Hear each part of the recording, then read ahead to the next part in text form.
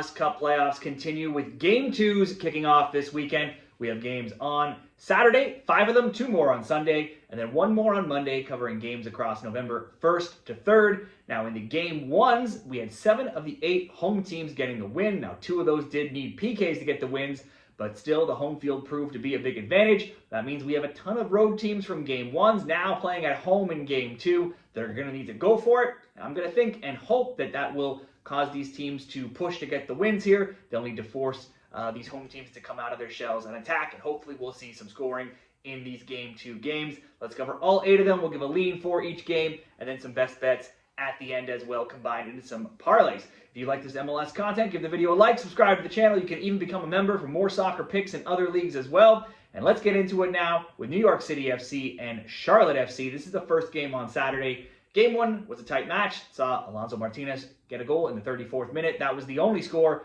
and it was a 1-0 New York City win. New York have a huge advantage taking Game 1 on the road. They were the only road team to get the win. They're now traveling back home here so they can close out this series. They had the advantage in Game 1 with Charlotte missing some key players like Biel with an injury. He'll still be out here. Zaha with a suspension. He will return in this Game 2 game, though. New York City FC were the only road team to get that win. That could bode well for them to advance here, maybe being one of a few teams to maybe just advance through with just 2 games. Since 2023, when the current playoff format began, only 3 road teams have won Game 1, and all 3 of those went on to win the series 2-0, so some good history in New York's favor. Despite the loss, Charlotte has wins, though, in 8 of their last 11. Oddly, the 2 losses came to weaker sides, Montreal and DC, before getting the loss in Game 1. New York had lost 3 or 4 games before getting a win in Game 1. New York has scored just 5 goals in 5 games, and they have 2 clean sheets in 9, but they have come versus this Charlotte team, those clean sheets. These teams aren't known for drawing. At home, New York is 11-0-6 this season. No draws. Meanwhile, on the road, Charlotte 6-1-10. And now with scores of 2-0, 2-0, and 1-0 between them in 2025, it could shape up as another tight, low-scoring game. I actually think New York should be able to get this win here at home. They're on the smaller pitch, so that's always a big advantage for them. I think New York can close out this series and get the win. If we were going to bet this game by itself, we could go for the New York money line at -138. Next up, Chicago and Philadelphia. Zinkernagel left injured in Game 1 for Chicago. The game looked destined for a low-scoring game, and it was still 0-0, and it looked like it might be going to PKs as the game wore on. That was until there was a goal explosion in the final 20 minutes. Philly scored in the 70th and the 75th, and the win looked to be in the bag, but the Fire came back with goals in the 84th and the 93rd to send the game to PKs. It was a 2-2 draw that Philly went on to win in PKs 4-2. Chicago's Sergio Orangel got sent off at the end of the game, so he's going to miss out of Game 2. The Fire did get a lot of chances in that game, though. They led in the XG, 1.78 to 1.09. Philly, though, still have not lost at home to Chicago since 2013, but they'll be traveling on the road here. And this season, Philly have won 5-0, 1-0, and then in PKs 2-2, so they have a good record against Chicago this season. Union have now conceded, though, 2 goals in back-to-back games, but they have clean sheets in 5 of 9. They still had the best defense in MLS this season. Only the 4.0 goals per game in Miami games was more than the 3.8 in Chicago games this year. So we have a team with a strong defense in Philly. We have a team that's seen goals in their games all season long in Chicago, and Chicago being at home here. Last game, it looked like it would be a close game, but it ended up being a 2-2 4-goal game. Chicago, despite the PK loss, have now not lost in regulation in 7 games. They've scored multiple goals in all of those 7 games and outscored opponents 19-10.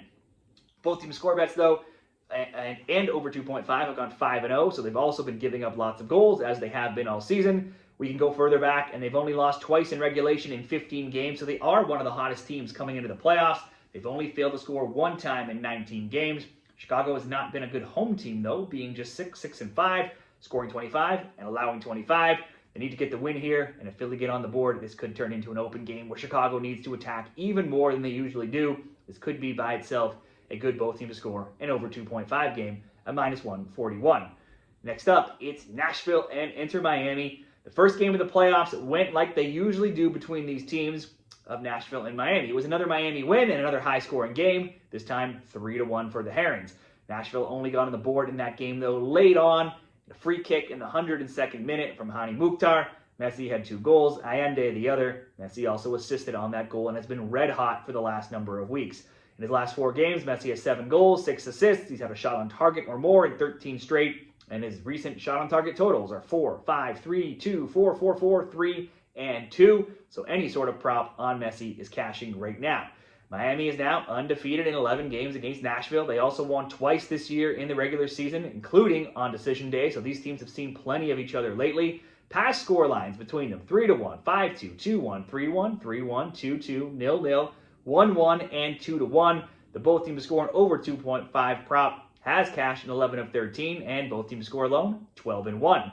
I struggle to see how this will be any different this time. The Herons look to be peaking at a good time, being 7-1 and 8. They have wins of 4-1, 4-0, 5-2, and 3-1 in their last 4, so they're filling the net with goals. Nashville now winless in 3. They only have 3 wins in 9, but their games too have been filled with goals. Bets on both teams score, about 11-1. Both teams scoring over 2.5, 10-2 as well. There's been 3 or more goals in 17 of 19 recent Miami games, and the both teams scoring over 2.5 is 13-6 in that time, and they have just 2 clean sheets in their last 19. With Serge and Mukhtar, Nashville usually capable of scoring. Mukhtar just scored last game. Serge's 24 goals were tied with Bouanga, only behind Messi over the course of the season. Mukhtar also had 16. Serge has goals in 4 of 5, not last game, and 1 or more shots on target in 14 of 16. Just barely missed our bet last week as he hit the crossbar in the final moments of the game. An inch lower, could have been a goal, could have been a tip off the keeper. We would have cashed. All we needed was a Surridge shot on target to complete one of the bets there. Mukhtar, though, has goals in 4 of 6 and a shot on target in 4 of 6 as well. Either of those players could be good players to target on the Nashville side. I just like this bet by itself here, going both teams to score over 2.5 and Messi to have a goal or an assist, a minus 125 odds. Certainly, if you throw in any of those Nashville players, you can get this over even money. Next up, FC Dallas and the Vancouver Whitecaps. Vancouver absolutely dominated in Game 1. The scoreline of 3-0 only tells half the story.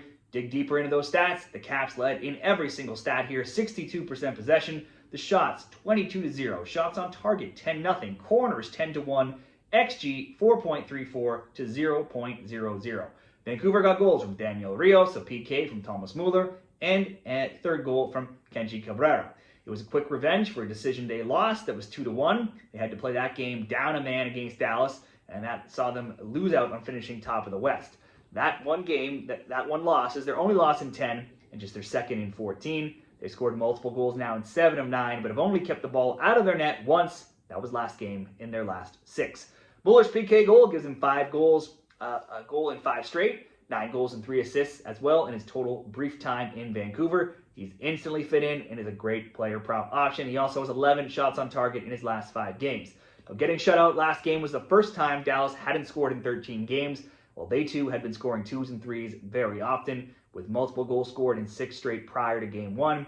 In a similar story, their defense hasn't been great. They've conceded as well in 6 straight and an 8 of 10. Dallas weren't a top home team this year at 6, 3, and 8, scoring and conceding 25. The Caps were one of the best road teams at 8, 5, and 4, outscoring opponents 24 to 18. The way Vancouver looked in Game 1, you would easily expect them to get another win here. They are odds-on favorites on the road, but that might just look too easy here. Surely, Dallas, it's not possible for them to be any worse than they were in Game 1. I would expect them to come out stronger here. Hopefully, whether they win or lose, they at least get a goal here at home. We could go both teams to score and Muller to have a shot on target at minus 105 for the best bet in this game. Next up, it's Portland Timbers and San Diego. Game 1 saw all the goals come in the first half, and then the scoring stopped. San Diego led 2-0 with goals from Valkyrie and Dreyer. Velde pulled one back for Portland soon after, but it was 2-1. It was a 2-1 San Diego win. The Timbers saw red in the 66th minute with Foray getting sent off. That didn't help their comeback attempt. What's even more impressive is San Diego did it without Lozano, held out of the team for disciplinary reasons. His status still questionable, but it's looking, from what I can read, likely that he might return to the lineup. When looking at props, Dreyer has scored 5 goals in 3 MLS games, another 2 with Denmark in recent games. For shots, he has at least 1 in 7 straight and 11 of 12. On the Portland side, their Game 1 scorer, Christopher Verde, has been a good shot prop target. He's had 1 or more now in 9 straight, 14 total. Felipe Mora may only have 2 goals in 14 games, but for the shots, he has at least 1 in 5 straight. San Diego, they're not going to be afraid of being on the road here, as they're actually better on the road. They had 37 points compared to being at home, 26 points. In fact, their 12-1-4 road record is the best road record in MLS. San Diego's been a little bit off in recent weeks. They only have 4 wins in 8, but they've also only lost twice in 11 games. End of the year with 4-2 and 4-0 wins. Only twice in 15 games have San Diego not scored, but they have given up a goal in 6 of 7. And that 4-0 decision day win, though, came against this Portland team. Portland's wildcard round win is their only win in 7 games and second in 13, so their form's not been great. This could be their last game. San Diego road games average 3.7 goals per game. That's the most in the West, while Portland's home games average far more than their road games do, and they do average 3.0. This could be another higher scoring game here with Portland needing to attack, San Diego being the better, more high scoring team when they're on the road. We could go for the over. 2.5 and Anders Dreyer to have a goal or an assist. That would come in at minus 125 odds in a same game parlay over at Bet365. Let's go into Sunday. We have the Columbus Crew and FC Cincinnati. Cincinnati were the clear favorites in game 1 at home, but like most of their games this season, it was tight. Despite a ton of chances, they couldn't break through until Kevin Denke's 78th minute goal, which got them a 1-0 win. It was the 17th win out of 21 for Cincy this season that came by just 1 goal. In Denke's last 4 games, he has an assist, a goal, and shots on target totals of 6, 1, 2, 2, 3, 1, and 2. The form guide clearly in Cincy's favor. After game 1, Cincy has won 3 straight, all in a shutout fashion as well. 1-0, 3-0, and 1-0. They're also 5-1-0 in 6, giving up just 4 total goals. Columbus only has 2 wins in 10, both of those against non-playoff teams, New York Red Bulls and Atlanta. A 3-1 win over the Bulls is the only time they've scored multiple goals in their last 5. Scoring's been an issue with Wissam Abu Ali out and Diego Rossi also out injured. Rossi did return though last game, played 75 minutes, didn't manage any shots. It's another game where the home team's going to need to come out and attack here, that being Columbus after losing game 1.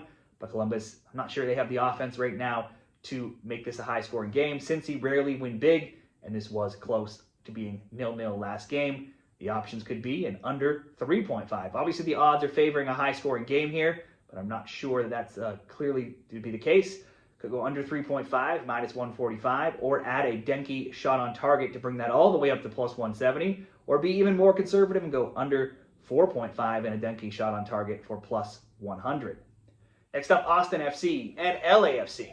Austin will return home in need of a win after losing in LA in game 1. LA got the winner without goals coming from Bouanga and Son. That's a rare case for them, scoring off of an own goal and getting the winner from Nathan Ordaz in a 2-1 win. John Gallagher had the 1 goal for Austin. Prior to game 1, Austin had won 2 previous meetings this year by 1-0 score, so this has been a pretty close matchup. And the past meetings were 1-1 and 2-0 LA and another 1-1. So there's been a history of several close matchups as well, even before this season. LAFC had been red hot to end the year, and their only loss in 9 games came to this Austin team, and that game came when Bouanga and Son were away on international duty. Otherwise, they're now 7-1-1 across their last 9 matches, and they have only 2 losses in 16. LA have also scored 2 or more goals in 7 of their last 9. Austin can't say the same about their form. They've dipped at the wrong time. The LAFC win is their only win in 6 games. Obviously, with 5 losses in that time, they've been conceding plenty of goals. And they've given up multiple goals now in 5 of 6 and at least 1 in 15 of 16. However, they've also scored a goal in 15 of 16 as well. Naturally, that makes both teams to score bets 14-2. Both teams scoring over 2.5, also 13-3 in that time. I'm always going to expect LAFC to score with the likes of Bouanga and Son in the lineup, but Austin are at home. They need to attack. They could find the score sheet as well. It is something that they have been doing for a long time now, even if they don't get the win. We can make this best bet. Both teams to score and Bouanga have a goal or assist at plus 105. And finally, it's Seattle Sounders and Minnesota United on Monday. This matchup always looked hard to split in game 1. I like the draw. That's exactly what we got. Minnesota played like they always do, being hard to break down, rarely scoring from the run of play, and that was again the formula and the outcome. They only allowed 4 shots on target, had none of their own, and only 35% possession. The game ended scoreless. Dane St. Clair came up clutch in PKs. Minnesota took game 1 on PKs 3-2. The Loons have had the Sounders number this year with regular season wins of 3-2 and 1-0, so they're now undefeated against Seattle in 3. Minnesota's only win in their past 5 games of the regular season came against 28th ranked SKC. Then they lost to the team just above SKC, the LA Galaxy 2-1 on decision day. Minnesota has clean sheets though in 2 of 3, but only 2 in their last 9. Offensively, only 2 times in 11 games have they not found the back of the net, but they did fail to do so against this opponent last game. Let's switch to Seattle, who were scorching hot all the way through the Leagues Cup and eventually won the title. They then went winless in 4, but at the end of the year, they had wins of 1-0, 1-0, and 2-1. They had scored in 10 straight before ending 0-0 in Game 1. They're also undefeated now in regulation across their last 5. I think this one will be close, just like Game 1 was, and the options could be maybe under 2.5. That's 3-1 in recent Seattle games, 2-2 in recent Minnesota games. As a parlay piece, under 3.5 minus 200 looks even safer. It's 6-0 for Minnesota, 5-1 for Seattle of late. But if you were going to bet this game by itself, I think another draw, certainly in play, plus 333 or under 2.5 at plus 130. Well, there's some leans for all of the 8 games here, but I like to combine some variations of those into some best bet parlays. Let's run down some of these. First of all, we'll keep one game all by itself. Nashville, Miami, both teams to score over 2.5. Messi, goal or an assist, minus 125. And then we'll combine 2 gamers. New York City, double chance. Alonso Martinez to have a shot on target with Chicago, Philadelphia, both teams to score. That comes in at minus 109. Then Dallas, Vancouver, both teams to score. Portland and San Diego, over 1.5 goals. Dreyer, shot on target. That comes in at plus 110. Then Austin, LAFC, both teams to score. Seattle, Minnesota, under 3.5, plus 142. Those are 4 different best bets, all spaced out so you can follow them along from Saturday to Monday. Those are my best bets for MLS Cup Playoffs Game 2s. Let me know what you like in the comments. Good luck in the MLS this weekend.